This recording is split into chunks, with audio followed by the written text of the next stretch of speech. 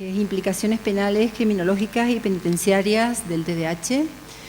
Contamos para ello con un ponente de excepción, el doctor Fulgencio Madrid Conesa.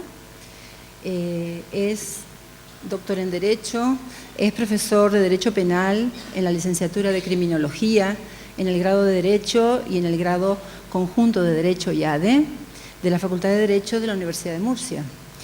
Es presidente de la Asociación de Ayuda al Déficit de Atención con más o menos hiperactividad de la región de Murcia. Presidente de ADANI, es ADANI, ¿no? La asociación ADAI. Presidente de la Federación Española de Asociaciones de Ayuda al Déficit de Atención e Hiperactividad. Es miembro del Grupo de Trabajo Europeo del TDAH y es miembro del Comité Directivo de la Alianza para el Cambio de TDAH, que es una institución a nivel europeo. Es un comité, está dirigido por un comité directivo de expertos independientes en TDAH a nivel europeo. Su currículum es mucho más extenso, por supuesto, pero bueno, queremos oírlo y todos vamos a querer oír su ponencia, así que les dejo con él y luego ya haremos unas preguntas. Y muchas gracias a la asociación Canaria TDAH, en la persona fundamentalmente de su presidente. Muchas gracias a todas las instituciones que están participando, al Ayuntamiento de Santa Lucía. Podemos decir que estamos todos, ¿no? Y esto es una cosa muy importante, porque a veces solo estamos una parte de los que tenemos que ver con el mundo del TDAH. Además estamos en un sitio con un nombre muy evocador, ¿no? De Víctor Jara, una persona que luchó mucho y luchó además con armas importantes, ¿no? Como la música y la poesía, y Víctor Jara decía a desalambrar, ¿no? Y esto es un poco lo que venimos intentando desde hace mucho tiempo las familias de las personas afectadas por TDAH a través de las asociaciones que nos vamos organizando con la ayuda constante de muchos profesionales. Muchos de los que van a participar en estas jornadas son amigos, son colaboradores, son personas que nos han ido animando. Bueno, yo de mi currículum que contaban, la cosa mía del currículum es que tengo 2 hijos afectados por TDAH y además, de alguna manera, el gen viene a través de mí, ¿no? Y es una cosa que es bueno decirlo. Yo esta tarde voy a intentar ser más rápido, vamos a hablar de esta cuestión, ¿eh? Al principio, cuando hablábamos de TDAH, los padres no nos gustaba que nos contaran estas cosas y estaban muy preocupados siempre con la cuestión de la escuela, con la cuestión de que el TDAH es una manera de ser, el TDAH es un trastorno que en realidad, bien entendido, realmente es bueno, ¿no? Porque somos personas muy resolutivas, la impulsividad, son personas muy creativas, esta dispersión, son personas muy energéticas, ¿no? Toda esta inquietud y efectivamente así debería de ser o así podría ser, pero realmente lo que nos dice la realidad no es exactamente esto. A esto es a lo que debemos de aspirar nosotros y por eso estamos introduciendo con mucha intensidad en el debate a nivel nacional y a nivel europeo esta cuestión, la cuestión de cuando todo va mal y al final han fallado todos los sistemas que tenemos para apoyar a las personas con TDAH, han fallado muchas veces sencillamente porque no se han puesto en marcha, porque no se ha detectado a tiempo, porque se ha detectado y no se ha encontrado el camino, y nos encontramos con esta situación, nos encontramos con personas que acaban en el ámbito del derecho penal, sea el derecho penal de menores, acaban cometiendo delitos, acaban cometiendo infracciones, cuestiones criminológicas, o acaban en centros penitenciarios o en centros de internamiento. Ahora yo, lógicamente, esto no me va.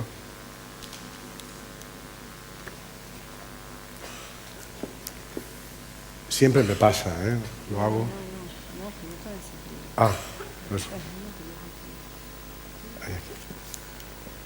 Vamos a ver si. Pues. No cambia. Ahora. Bien. De esto queremos hablar. El TDAH es un trastorno de alto riesgo. Ya nos han explicado rápidamente, las personas que han intervenido nos lo recuerdan, ¿no? Impulsividad, déficit de atención e hiperactividad, a veces más una, a veces más otra, a veces falta alguna. A mí me preocupa que es un trastorno de alto riesgo y esto tenemos que saberlo todas las familias y tienen que saberlo todas las instituciones, todos los que estamos implicados, porque es un trastorno crónico. Todo lo crónico es complejo, porque va a estar siempre presente. Es un trastorno con una alta comorbilidad, es un trastorno que llama a otros trastornos, van a aparecer. Te voy a apuntar ahí. Bien, hablábamos de riesgos. La cronicidad es un riesgo. Se nace con el trastorno o se adquiere al muy poquito durante el momento casi del nacimiento y va a permanecer. Llama a otros trastornos. Es muy raro el TDAH solo. Al principio sí, pero luego probablemente no. No se ve. Y no es que no se vea, no es que no se le vea a la gente que lo tiene, es que la sociedad no lo ve en las instituciones, no se ve en la escuela, no lo ve en el sistema de salud y no lo ve el sistema de atención social. Y es un trastorno, siempre hablamos de hiperactividad, hablamos de déficit de atención y se nos olvida que tiene que ver con las emociones también son impulsivas, las emociones también son dispersas, hay un descontrol, hablaban en la presentación de la montaña rusa, ¿no?, en la que viven las personas con TDAH, y eso impacta en las habilidades sociales, y vivimos en sociedad, impacta en la conducta, por la cual estamos siendo continuamente medidos, compensados, recompensados, e impacta en la motivación. Si quisiera lo haría, cuando quiere lo hace, todos lo hemos oído, ¿verdad? Claro, es que está alterado, es que no hay ese control, ¿no? Bien. Es muy distinto. Las familias que tienen algún miembro con TDAH, cuando hablan, ven cosas en común y otras ven cosas muy distintas. Los profesores te dicen, ¿cómo va a tener TDAH si está quietecico todo el rato, si no habla con nadie? El TDAH no para de estar quieto, pero si es más buenecico que nada. Pues no, es que el TDAH se manifiesta de muy diversa forma, por los síntomas, por la edad, por el tipo que prevalece y, muy importante, por el entorno. El entorno es un elemento esencial en la función del TDAH. Es quizá lo que más podemos y donde más debemos trabajar. Hablábamos de esa comorbilidad. El TDAH puro es muy infrecuente, sobre todo cuando nos damos cuenta tarde. En el TDAH hay más cosas, ¿no? En torno a un 60%, o tienen una dificultad específica de aprendizaje, o hay un problema de conducta, o hay un problema de trastorno de estado de ánimo, o hay algún otro trastorno, a veces alimentario, pero es muy raro que el TDAH esté solo, ¿no? Y esta afectación de las emociones va a crear dificultades continuamente, y crea dificultades en todas las áreas de la vida de la persona. El TDAH no es un problema escolar. Cuando aparece un diagnóstico temprano, con suerte, un niño con 6 años, una niña con 6 años, todo el mundo piensa que tenemos un problema escolar, lo vamos a apañar, ¿no? Si la escuela funciona, verás que bien. No, es que afecta a la escuela, afecta a los amigos, afecta a las relaciones sociales. Hay personas con TDAH que no tienen relaciones sociales, hay personas que no saben medir, no saben quién es, a qué persona uno se acerca bien, con qué persona puede tener un nivel de intimidad, con qué persona puede tener un nivel de confianza. Y conforme vamos creciendo, claro, afecta al trabajo. Ya nos ha dado Ignacio algún dato, es contrastado, ¿no? Las diferencias de salarios, las diferencias a nivel, por ejemplo, de despidos, a nivel de bajas laborales, todo esto está suficientemente estudiado. Bien, la invisibilidad del TDAH es una cuestión realmente grave, por eso estamos trabajando tanto en sensibilizar, en dar a conocer el trastorno en todos los ámbitos. En los ámbitos sociales es que no se conoce, aquí estamos todos estamos interesados en el TDAH, pero salimos fuera y las encuestas nos dicen que la gente no sabe qué es TDAH, de manera espontánea, ¿no? Más del 95% preguntan qué es TDAH y resulta que no saben lo que es, y es un trastorno que afecta a más gente de la que sabe decir el nombre. Es una situación bastante grave. Hay un problema no ya solo de diagnóstico no temprano, sino de demora en el diagnóstico cuando ya se sabe que hay TDAH, o debería de saberse. Cuando, si en la escuela hubiera formación, si en el sistema de salud hubiera conocimiento, si los padres tuviéramos también la formación, podríamos inmediatamente pensar que estamos ante este trastorno. Y como consecuencia, y también lo vivimos mucho en las asociaciones, ha habido múltiples tratamientos para cuestiones o con enfoques que son inidóneos, como mínimo, cuando no perjudiciales para el propio TDAH. Y nos encontramos con los niños que dicen, es que yo ya no quiero ir más al psicólogo, es que ya he ido a un montón de psicólogos, es que a mí ya me han llevado, ¿no? Bien, la cuestión de la prevalencia, entre el 5 y el 7%, hay estudios que han medido cuánto hay de diagnóstico.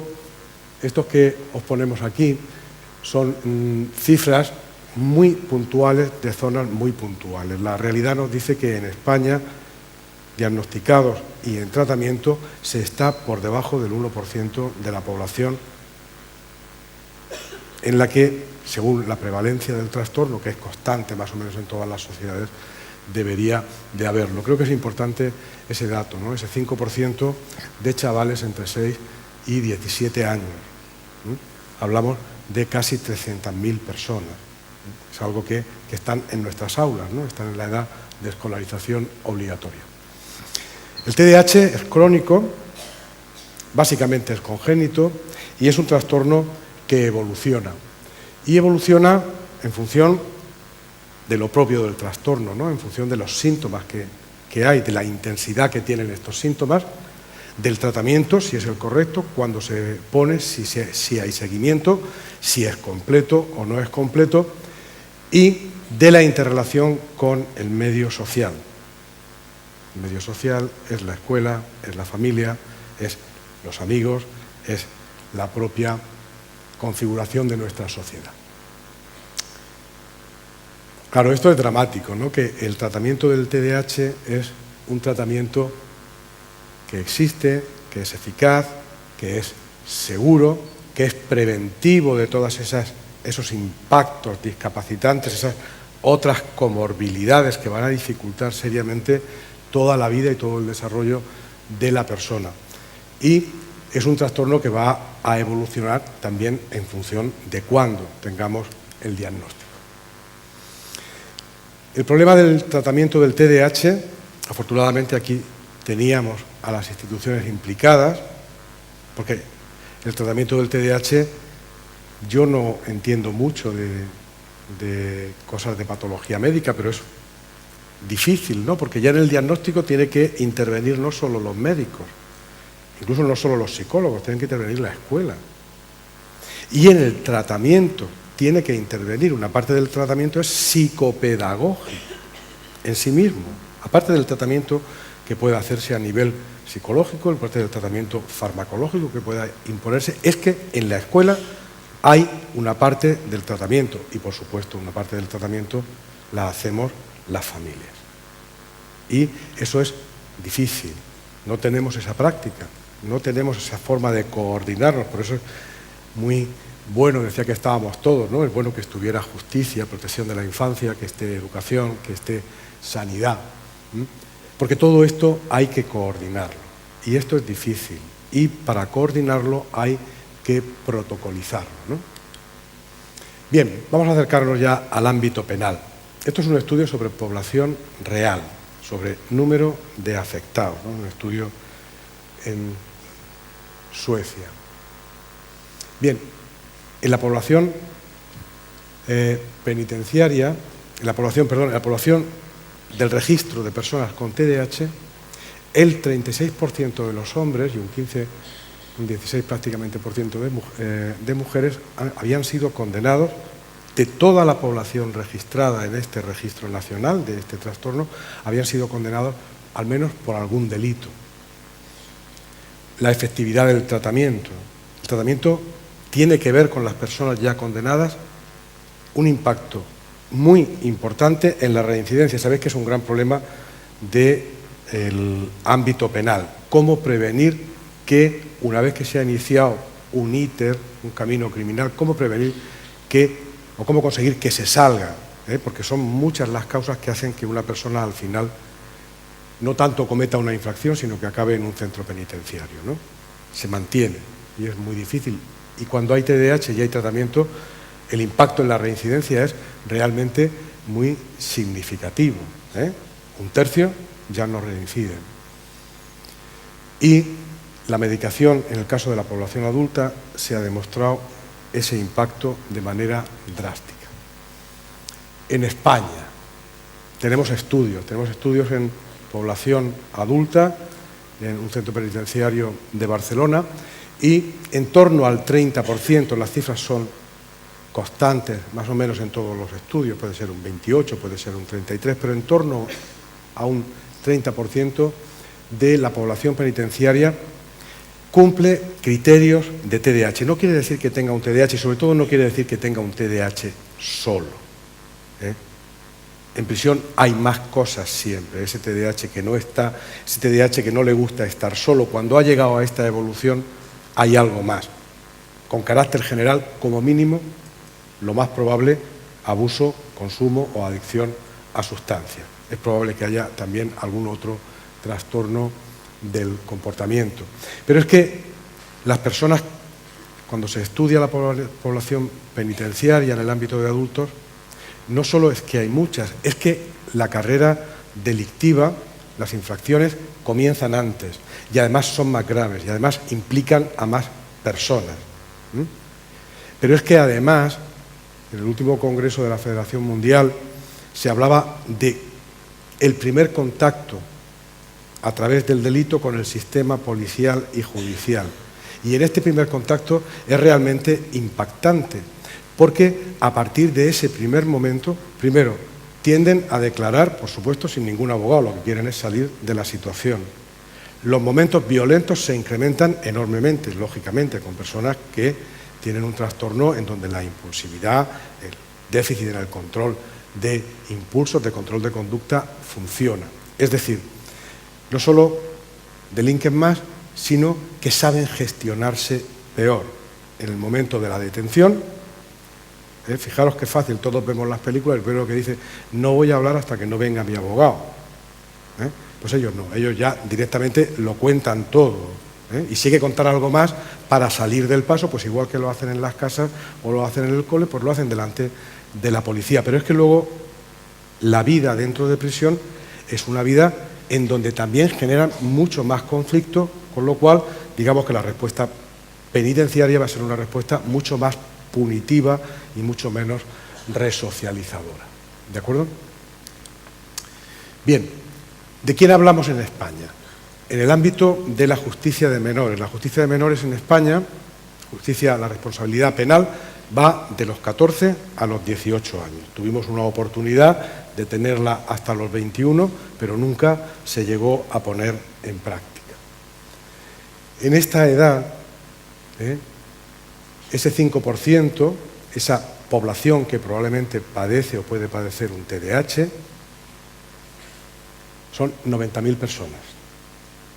90.000 personas que están en un riesgo serio de tener algún problema, a veces una oportunidad, paradójicamente, de entrar en contacto con el sistema de justicia penal juvenil en nuestro país. No creo que podamos identificar ningún grupo así, de este tamaño, que tenga un riesgo alto de tropezar con el mundo de la justicia penal a estas edades. Y esto es muy importante de cara a las políticas preventivas. Estaba el director general de Infancia muchas veces, pero que en Canarias la situación sea un poco distinta a lo que es en la mayoría de las comunidades autónomas ahora mismo. Desgraciadamente, los fondos en políticas de protección, que son las preventivas, estos niños y estas niñas que están tutelados por las comunidades autónomas, los menores en riesgo, están viendo muy disminuidos los fondos que se destinan a esto.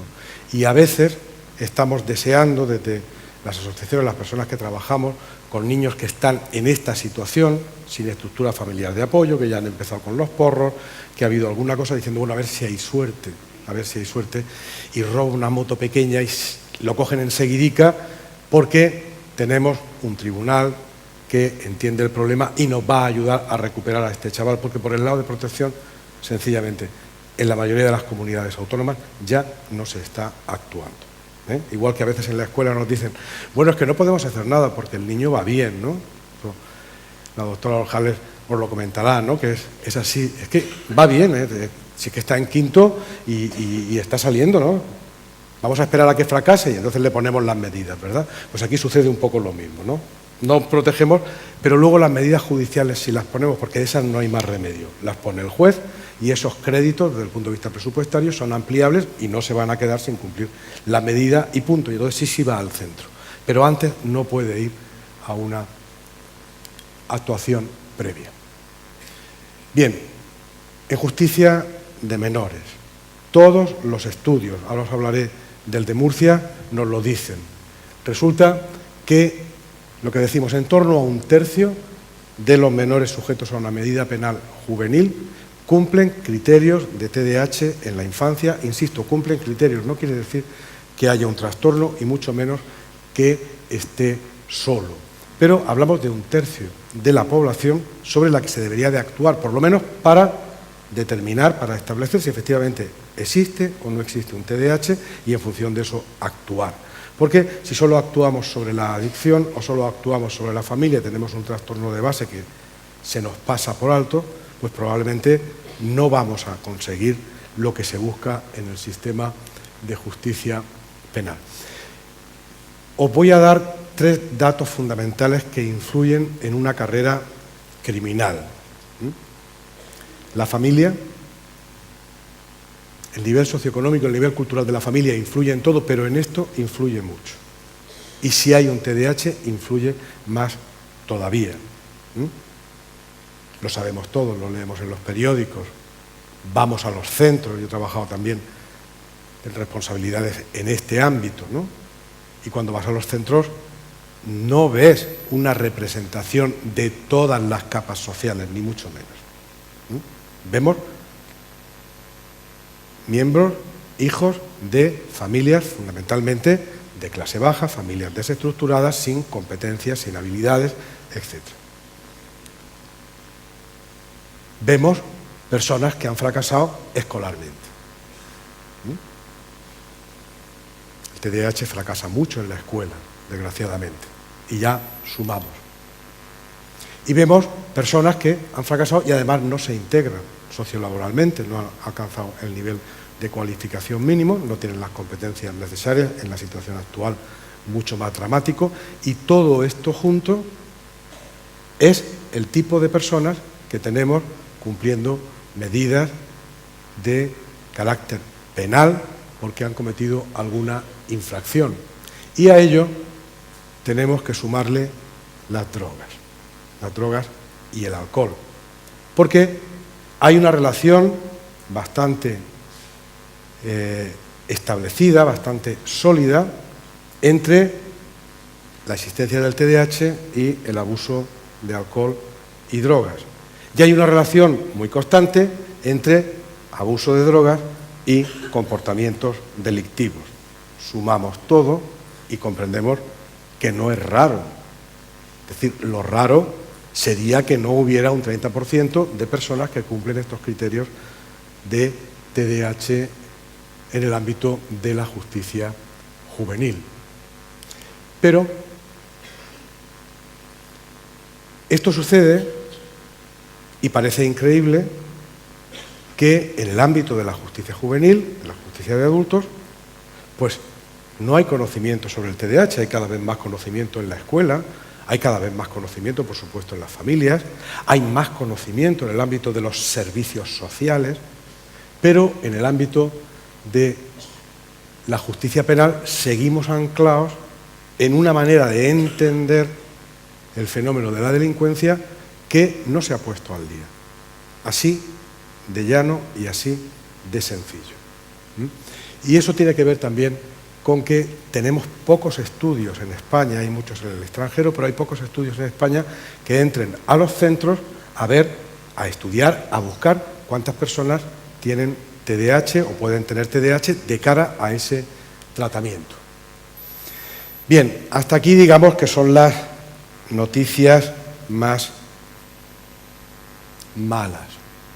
La buena noticia es que en España, a pesar de todo lo que se diga, tenemos una legislación en materia de responsabilidad penal de menores, una muy buena legislación, con un muy buen sistema. Un sistema que, os lo digo, os lo cuento a los alumnos en clase y se quedan muertos, ¿no? Porque si yo preguntara, ¿qué pensáis del sistema de justicia juvenil? La mayoría de la gente piensa que las penas o las medidas son insuficientes, que no castiga, que no vale para nada, pero los datos nos dicen que más del 94% de los jóvenes que cometen una infracción penal y se les pesca, entran en el ámbito del sistema de justicia juvenil, no vuelven a cometer ninguna otra infracción penal. Si tuviéramos esto en el derecho penal de adultos sería increíble, pero esta es la verdad. Es una buena ley que ha construido un buen sistema, incluso en este momento de tantos recortes. ¿Y por qué? Porque el sistema de justicia penal juvenil es un sistema distinto al de los adultos.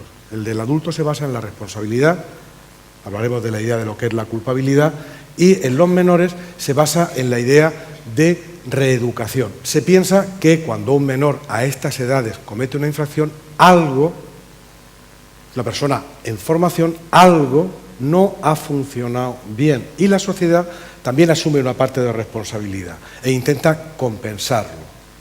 Y toda la legislación penal de menores, de la que, insisto, solo conocemos, Sandra Palo, etcétera, solo conocemos esa puntita del iceberg, toda la justicia de menores está en función de salvar, incluso desde un punto de vista económico, salvar a estos menores, porque mantener personas en prisión cuesta muy, muy caro, en torno a 90.000 euros al año, en adultos. En menores todavía cuesta más. Es decir, si nos planteamos el tema económicamente, sería muy bueno que pensáramos cuánto cuesta estar, aparte de las vidas perdidas, ¿no? Cuánto dinero cuesta mantener un sistema que ignora estas cuestiones, ¿no? En el sistema de menores no se ponen penas, se ponen medidas. Y no es una cuestión terminológica, no se castiga. Son medidas de contenido fundamentalmente educativo y los jueces tienen una gran capacidad de maniobra dentro de ciertos límites, obviamente. Si ha habido una muerte, el margen de maniobra es muy pequeño. Pero en la mayoría de las conductas, los jóvenes no andan matando gente, los jóvenes que cometen delitos, la mayoría de las veces tienen que ver con cuestiones de peleas, tienen que ver, por supuesto, con drogas, pequeños robos, etcétera. Eso es lo que hacen los jóvenes, no están matando a la gente, atropellando a la gente, no es eso ni mucho menos lo que hacen, ¿no? Y esas medidas tan amplias son fundamentalmente de carácter educativo. Y esto está, digamos, en el ADN del sistema. Uno se sorprende, a mí me gusta mucho hablar con los jueces de menores, con los magistrados, las magistradas de menores, con los fiscales, porque realmente lo viven, porque ellos están viviendo cómo salen bien las cosas y están viendo que muchos de estos chicos, muchas menos chicas, son personas que nunca han tenido ni la más mínima oportunidad, han nacido en el peor sitio, en el peor momento. Hubieran nacido en otro momento y en otro sitio y no estarían enfrentados a este problema. Y ellos, insisto, de verdad, la experiencia es muy positiva. En Murcia estamos colaborando, yo sé que aquí también hay fiscales, me han hablado de la fiscal y sé que también se está trabajando en este tema. Y realmente es una colaboración muy buena. Realmente pasa lo mismo, pero con más intensidad que pasa en un colegio. Cuando un juez entiende que lo mejor que puede hacer es poner una medida de libertad vigilada con la condición de que el chico siga el tratamiento en un centro público, en una asociación, en Murcia intervenimos, la asociación, nos dejan entrar incluso a hacer procesos de coaching, a hacer trabajo dentro de los centros, una vez que todo el mundo ve cómo mejoran los chicos, y hablamos de chicos que pueden haber amenazado con un cuchillo a sus padres,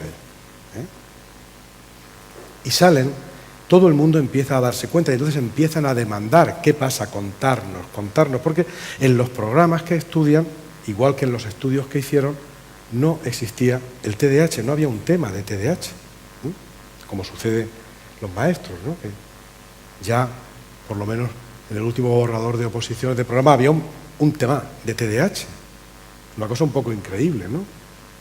no sé, es como si uno es médico, no sé qué patología, ¿no? Si es traumatólogo y el fémur no lo estudian. ¿No? Parece que no es normal, ¿no? Bien, estas medidas se adecuan a la edad y a la situación y además se pueden ir cambiando. Y esto es un instrumento muy importante, ¿eh? Lo hacen los terapeutas, lo hacen los psiquiatras con las personas que hablamos de TDAH, de cualquier otro trastorno, pero lo hacen, se va adecuando. No es como el sistema penal de adultos, lo podemos ir cambiando, ¿eh? Y empezamos por una medida, oye, mira, te pongo una libertad vigilada y si vas al centro y vas a terapia, la seguimos. Pero si no, que sepas que te vamos a meter en un centro de día. Solo vas a salir para ir al instituto y luego vas a volver. O vas a venir los fines de semana.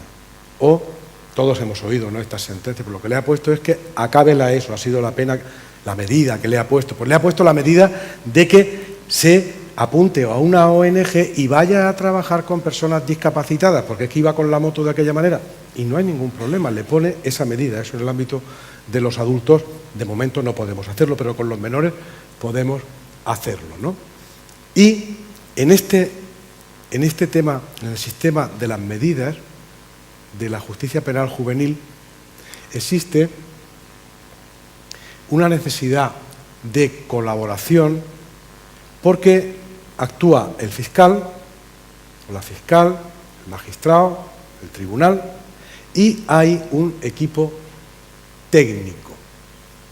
Un equipo técnico en donde hay psicólogos, hay criminólogos, cada vez más, afortunadamente, a veces hay psiquiatras, pedagogos, por supuesto, trabajadores sociales, educadores sociales, y se evalúa al chaval, se evalúa a la chica.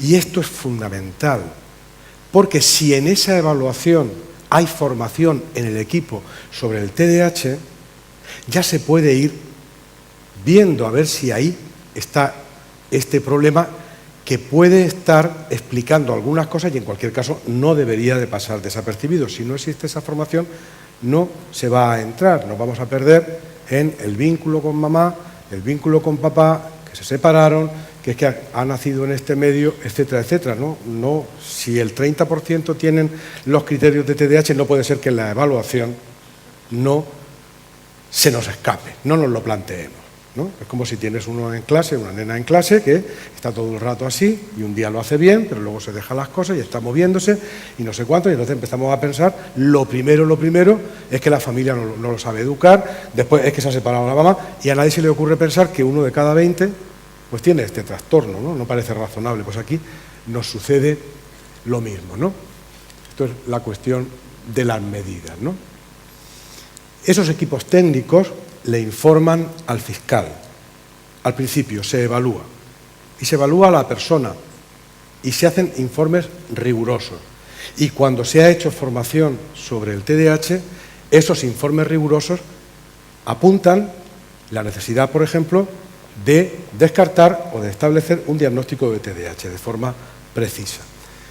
Y van a seguir al menor en la ejecución de la medida, que puede ser una medida de libertad vigilada, una medida de internamiento, etc. Y median con la familia. Sistema de menores. Es un sistema, insisto, bueno, podemos estar orgullosos porque tenemos menos delincuencia juvenil que en ningún país de Europa, aunque podamos pensar todo lo contrario, y tenemos un sistema que no es, en principio, punitivo, aunque va evolucionando, desgraciadamente, cada vez más hacia ello. Pero ¿qué pasa con los adultos? Con los adultos es distinto.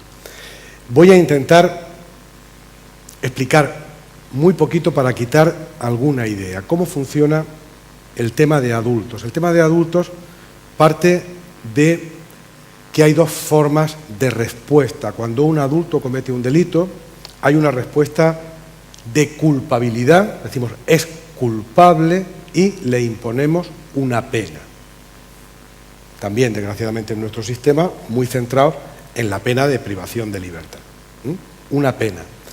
Y hay veces que no hay culpabilidad, no podemos decir que el sujeto sea culpable, aunque lo que haya hecho esté prohibido y sea un delito, pero poneros que el sujeto pues tiene, no sé, me perdonen los expertos, una esquizofrenia paranoide absoluta. Entonces decimos que es inimputable, tiene una alteración psíquica y si hay peligrosidad, si hay posibilidad de que vuelva a cometer un delito, no lo podemos castigar. Le imponemos lo que llamamos una medida de seguridad. Y una medida de seguridad que se va a parecer mucho a estas medidas de los jóvenes, porque se puede adaptar mucho, va a durar con los límites máximos que tienen las penas, pero puede durar menos, se puede cambiar, podemos empezar por un internamiento, después un tratamiento ambulatorio, si por ejemplo es un tema de drogadicción o lo que sea. Bien, eso nos lleva a que cuando hablamos de TDAH y derecho penal, de lo que hablamos es de la culpabilidad. Hablamos de le reprochamos, nos vamos a las penas, o no le reprochamos. En su caso, si hay peligrosidad, nos vamos a las medidas. La culpabilidad tiene 3 grandes elementos. El primero, el que más nos interesa, lo llamamos imputabilidad. Son conceptos jurídicos, lo siento. Y la imputabilidad es una definición que no es médica, y esto es muy importante. Es una definición jurídica, es una definición normativa. No nos dice, si tienes esquizofrenia de no sé qué, no te ponemos pena. No nos dice eso el Código Penal. Si vas borracho no tienes pena, no. El Código Penal lo que exige para imponer una pena es que la persona tenga la capacidad para entender, la capacidad para comprender que lo que hace está prohibido, primera parte, y segunda parte, la capacidad para adaptar su conducta a eso que comprende. Es decir, yo debo de tener la capacidad en mi mente de comprender que lo que hago está prohibido. Por ejemplo, si tengo un nivel mental muy bajo, pues no distingo, no lo puedo entender. Si yo lo quiero, pues me lo llevo, ¿no? Lo que haría un niño de 3 años, un niño de 4 años, pero resulta que tiene 40. No tiene la capacidad de entender. Pero hay personas que tienen la capacidad de entender y, sin embargo, no pueden hacerlo de otra manera. Les falta la capacidad de adaptarse a esa comprensión. Una persona con un síndrome de abstinencia sabe perfectamente que está atracando la farmacia. De hecho, ya ha ido a la cárcel por eso. Pero no puede hacer otra cosa en ese momento del síndrome de abstinencia. Le falta la capacidad para adaptar. Bien, el TDAH tiene que ver con la culpabilidad y tiene que ver con eso jurídico. Y esto es muy importante porque a quien tenemos que explicárselo es a los jueces. No hablamos de que el TDAH sea una atenuante o, como dice, una eximente. No hablamos de eso. Hablamos de cómo impacta a esas dos capacidades, porque resulta que los psicólogos, los psiquiatras, los neurólogos nos dicen cosas que tienen que ver con esto. Nos dicen que, por supuesto, la impulsividad patológica de un trastorno no es que sea impulsivo, es que no controla el mínimo que hay que controlar, y eso es adaptar la conducta. Respondo, y igual que le respondo al profesor sin tener que responder cuando ninguno responde, igual que cruzo sin mirar, pues lo mismo puede ser que suceda en el momento de ver la moto y llevármela. Además, con, entre comillas, el agravante de que no me voy a tomar ninguna medida de precaución, ¿no? Siempre los pillan a ellos. Yo creo que todas las multas que están poniendo, por lo menos en Murcia, la gente del botellón, y allí en Murcia también está prohibido el consumo de hachís y todo esto en la vía pública, todas se las llevan siempre los mismos. Hay algunos que yo conozco que es que no beben, pero siempre tienen el vaso al lado, porque es que no han visto a la policía, es que no se han enterado. De pronto empieza todo el mundo a irse y ellos están allí hablando con la chica divinamente, ¿no? Y le dejan todo a ellos, ¿no? Bien, ¿qué pasa con la imputabilidad? Que tiene esos dos elementos. Ahí tenéis una definición más, ¿no? Conjunto de requisitos psicobiológicos, entender y adaptar. Pues, claro, lo que pasa es que no tenemos, como pasa con el TDAH, como pasa con la mayoría de las cosas, la imputabilidad es una categoría, pero es una categoría dimensional. Uno puede tener la plena imputabilidad, yo entiendo perfectamente lo que estoy haciendo, yo estoy manipulando en bolsa divinamente, hinchándome, defraudando a Hacienda y sé lo que hago, imputable pleno. Y luego está, en el otro extremo, el inimputable pleno.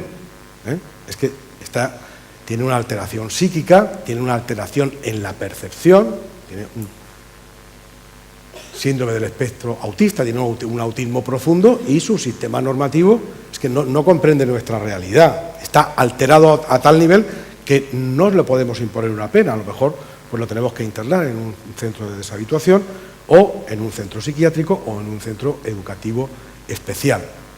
Pero entre uno y otro extremo tenemos un amplio espectro.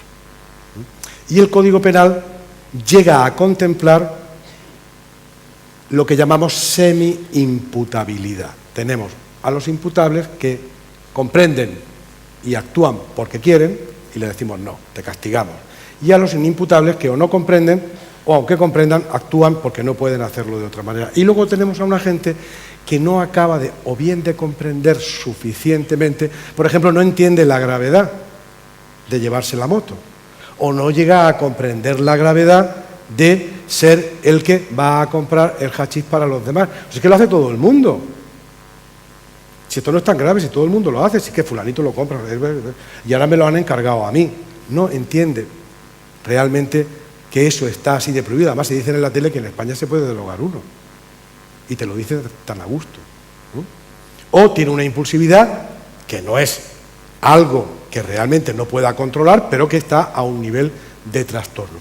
En ese caso, existe la posibilidad de imponer una pena y una medida de seguridad. Y aquí tenemos un buen sistema.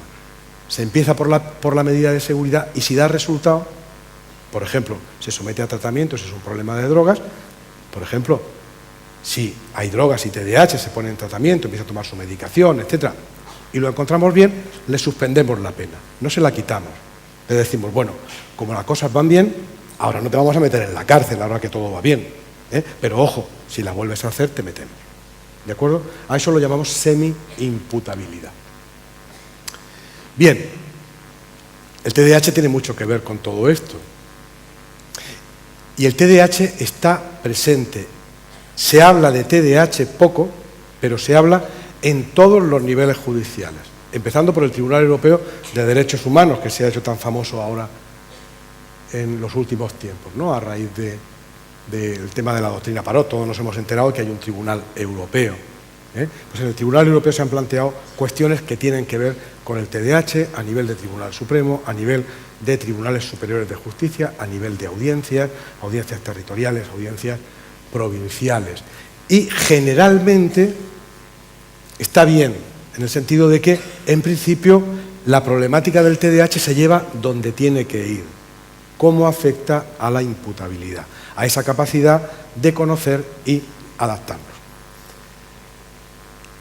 Pero en muy poquitos casos se ha tenido en cuenta para aplicar no la semi-imputabilidad, sino una disminución de la pena, una atenuante. Y esto es un problema, ya os explico por qué. Bueno, contradictorio, falta de conocimiento, ¿no?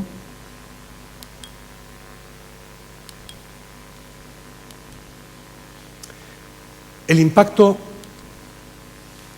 en la imputabilidad del TDAH como tal, por sí mismo, nunca lleva a la exención de la pena, nunca.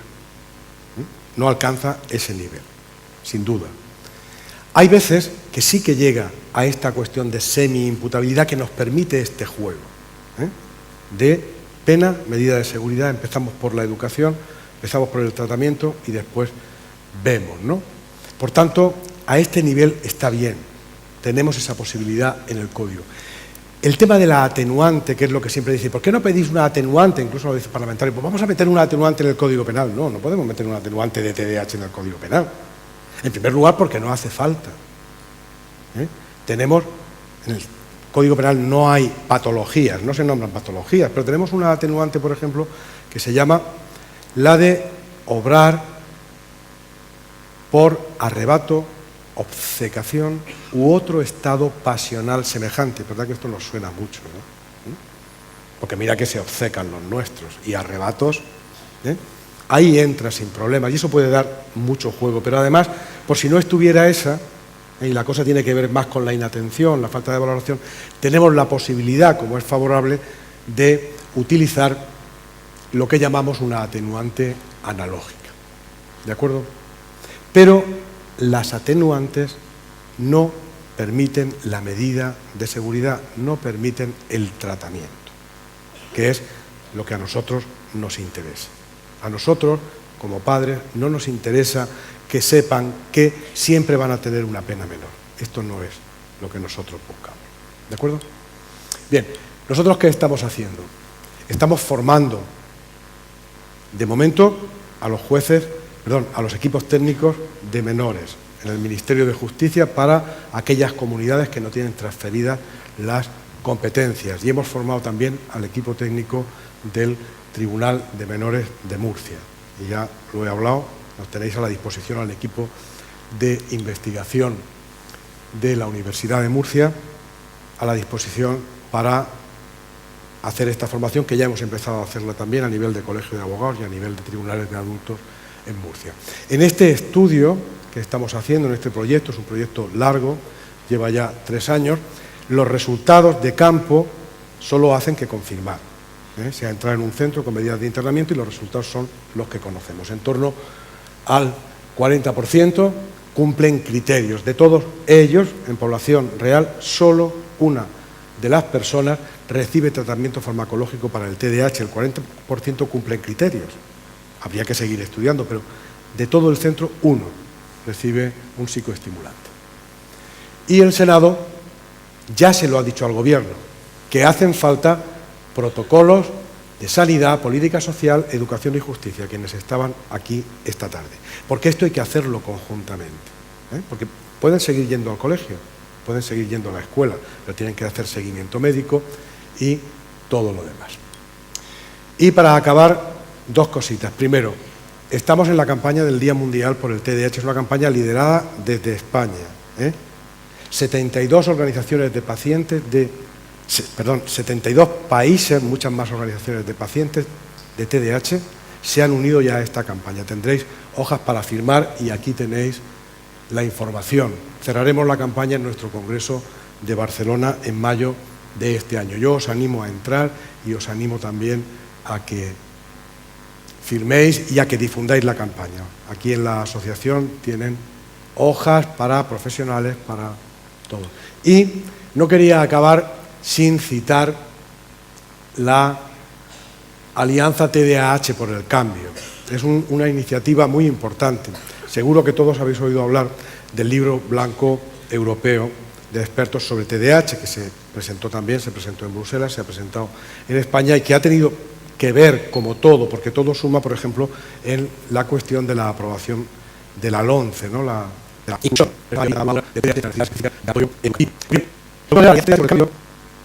siguiente, ya sabemos mucho de TDAH.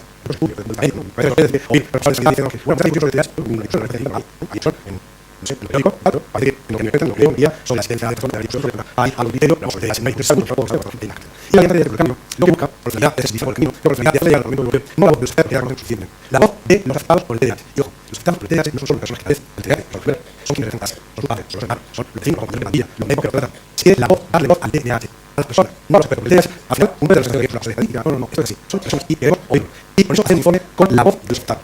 Ha hecho que he construido una página web, campaña de extracción, y campaña de mundial, y un vídeo, pero normalmente me siento orgulloso porque yo trabajando con vosotros, lo que trabajamos en los estudios, por final trabajo con gente que está trabajando todo, a mí me da mucho orgullo. Y en esta campaña, España liderando otra vez, tenemos la posibilidad de viviendo, me conté cómo van las sesiones, también cómo van las historias, está pasando tú, de muy atada, de la gente funciona en 5 idiomas, griego, español, alemán, francés e inglés. Esa página lo que se hace es poblar, simplemente, apoyar y para que se mete un clic y poner un notador de identificación por vuestro también.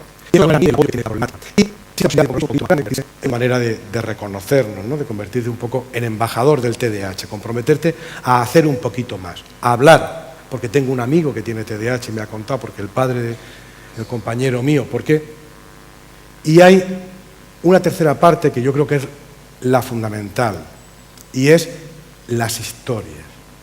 Existe la posibilidad de clicar y contar una historia sobre el TDAH, la que a mí me ha pasado, que fue muy buena, la que a mí me ha pasado, que no fue buena, a mí como maestro, a mí como padre, a mí como amigo de mi amigo que tenía TDAH y todos pensábamos que era un venado y de pronto ha cambiado.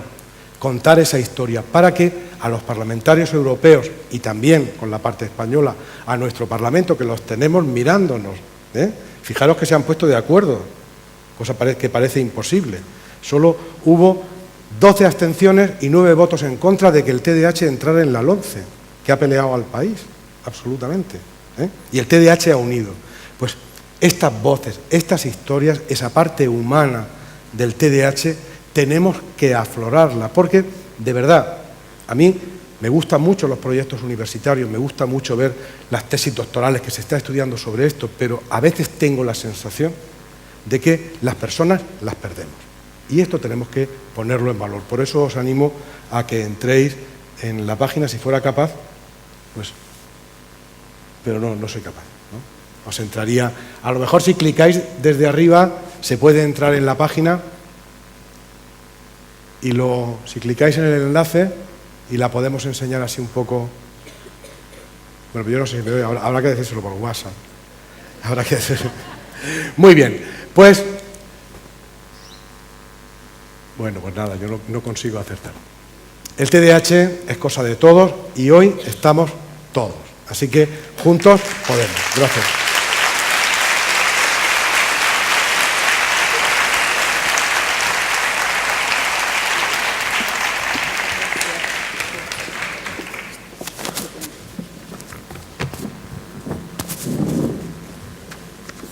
Bueno, muchas gracias. Muchas gracias, Fulgencio. Vamos a dar paso a dos preguntas. Una es, ¿qué opinan frente a los psiquiatras que insisten en que el TDAH es un invento? Bueno, yo no. No creo que existan. No, yo no creo que existan. No opino, desgraciadamente. Me gustaría ser psiquiatra y poder dar una respuesta científica. No tengo más remedio que fiarme de lo que me dicen las instituciones y de lo que me dicen los científicos, lo que dice la guía de práctica clínica, y parece ser que la cuestión de si existe o no existe el TDAH no es una creencia, es un prejuicio, y un prejuicio ya sabéis que es tan difícil de quitar porque ensombrece la mente, no deja pensar, pero parece ser que sobre esto no hay discusión, ¿no? Ha habido cambios en la denominación de algo que siempre ha estado ahí y ahora sabemos lo que es. Yo sé que, no en el caso de los psiquiatras, pero sí el doctor Prudencio pues, ha sido activo en la respuesta a Jordi Ébola y a sus mensajes que han desinformado y que han hecho mucho daño, y les invito a que lean la carta en respuesta a un programa que él dirigió. Otra pregunta es, ¿a nivel judicial se puede hacer algo cuando en una separación uno de los padres, en este caso que preguntan es la madre, pero uno de los padres no está de acuerdo con medicar a su hijo? Es un menor diagnosticado de TDAH, están separados los padres y uno de los padres no está de acuerdo. Bien, ¿Qué dice la justicia? Bueno, la justicia es una cuestión que al final un juez decide en función de... Me cuesta mucho trabajo explicarlo a los estudiantes, ¿no? Que el derecho es una cuestión argumentativa. Pero hay un sistema muy fácil de solución. ¿Sí? ¿Puede? No, creo que no. Bueno, digamos que...